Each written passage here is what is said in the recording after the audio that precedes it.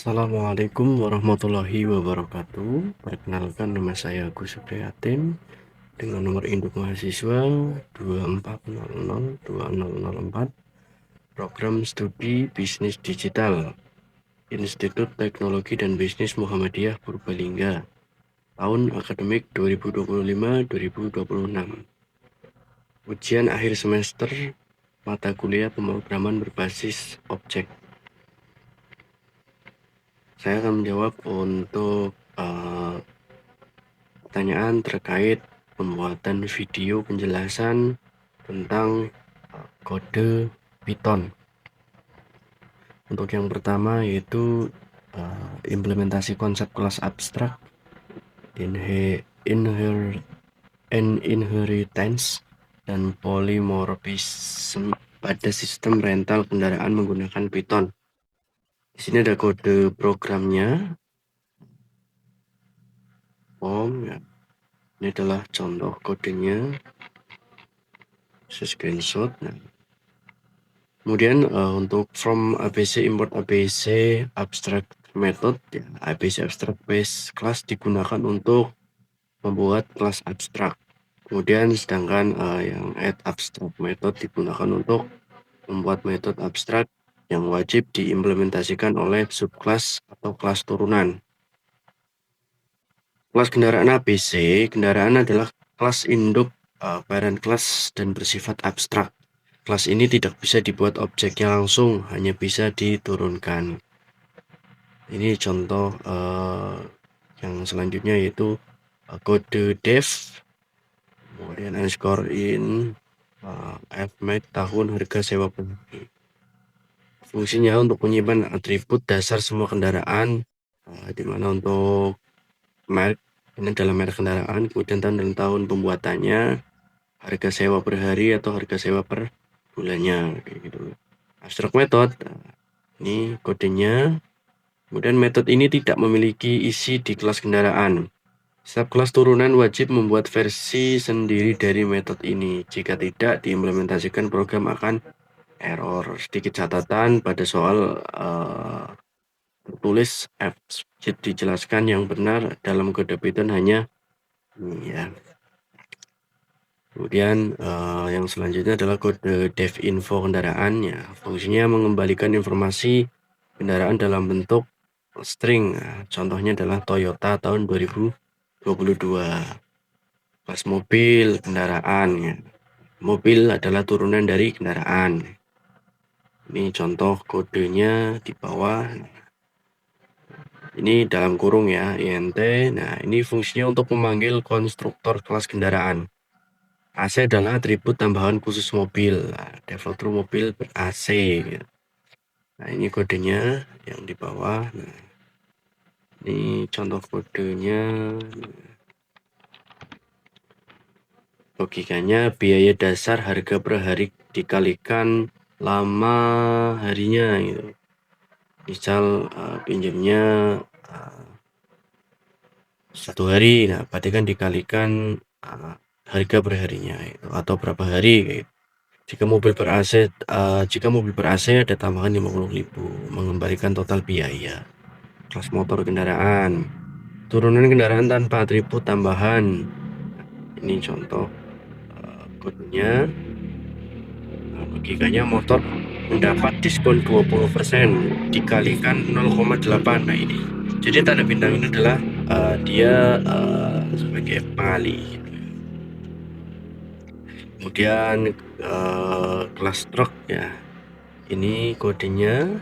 Kemudian penjelasannya menambahkan atribut kapasitas ton, kapasitas muatan truk tersebut. Nah, ini lama harinya kayak gitu. Logikanya biaya sewa harian dikalikan lamanya kita sewa kayak gitu, ditambah biaya muatan. Misal jika muatannya berbeda itu, biayanya ada tambahan gitu, 25.000 misal dikalikan gitu, kapasitas ton dikalikan 25.000. Kendaraan listnya yaitu kendaraan yang tersedia, misal Toyota tahun 2022, nah 300.000. Motor Honda 2021 100.000. Truk Hino misal tahun 2020 harganya 500.000. Nah, membuat 3 objek kendaraan berbeda, mobil Toyota ber-AC, motor Honda truk Hino kapasitas 5 ton. Nah, jika ditambahkan kode berikut, nah ini kodenya, maka hasilnya akan seperti ini. Ya, outputnya akan seperti ini. Toyota 2022, biaya sewanya 2 hari itu 650.000. Honda 2021, biaya sewa 2 hari 160.000. Kemudian truk Hino biaya sewa 2 hari 1.125.000. 25.000 ini adalah dihitung dari kapasitas tonnya ya, karena ada tambahan 25.000. Begitu juga yang lainnya itu. Nah, ini mobil Toyota 300.000 dikali 2 tambah 50.000. Kemudian motor Honda 100.000 dikali 2 dikalikan 0,8. Tokino harga sewanya 500.000 dikalikan 2 karena 2 hari ini, 2 hari ya, 2 hari ini harga sewa per harinya. Nah, ini adalah jumlah pinjamnya berapa hari gitu. Nah, dikalikan 2 tambah jumlah tonnya, ini misal 5 ton berarti kan dikalikan 25.000. Tuh, simbolannya yaitu kode menerapkan OOP Object Oriented Programming,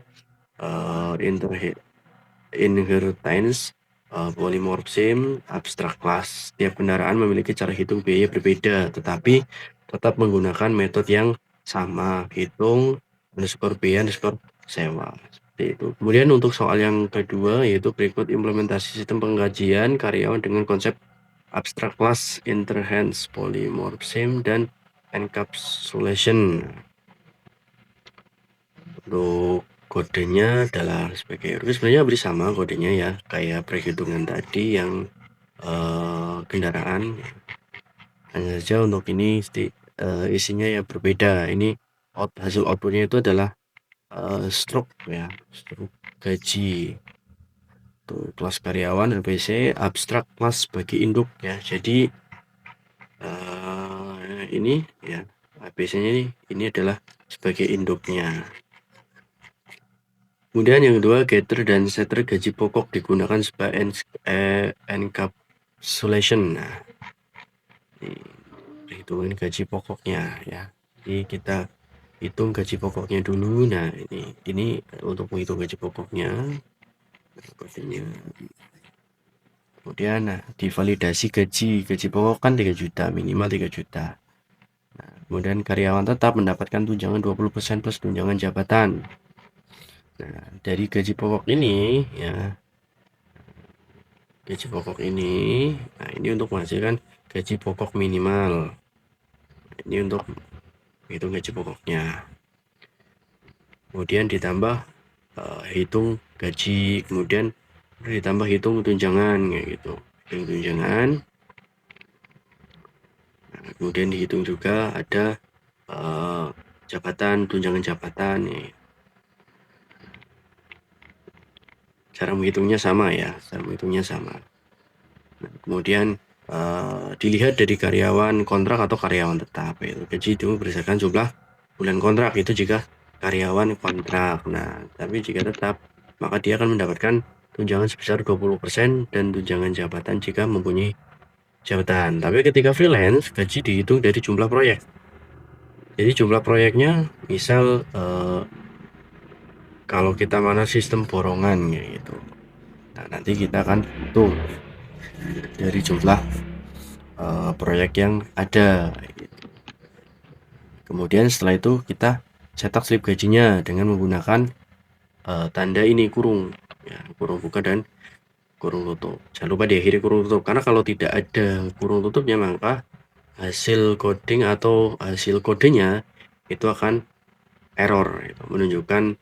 Nah, ini untuk menunjukkan polymorphism, total pengeluaran perusahaan. Nah, jadi tanda ini untuk total pengeluaran perusahaan. Nah, menghitung total gaji seluruh karyawan. Nah, ya, total pengeluaran perusahaan daftar karyawan. Jadi akan hasilnya seperti ini. Ya. Itu mungkin itu saja yang bisa saya sampaikan, kurang lebihnya mohon maaf apabila dalam penjelasan terkait dengan materi pemrograman berbasis objek ini yang menyangkut tentang penjelasan kode program terdapat kesalahan, saya mohon maaf. Terima kasih, saya akhiri. Wassalamualaikum warahmatullahi wabarakatuh.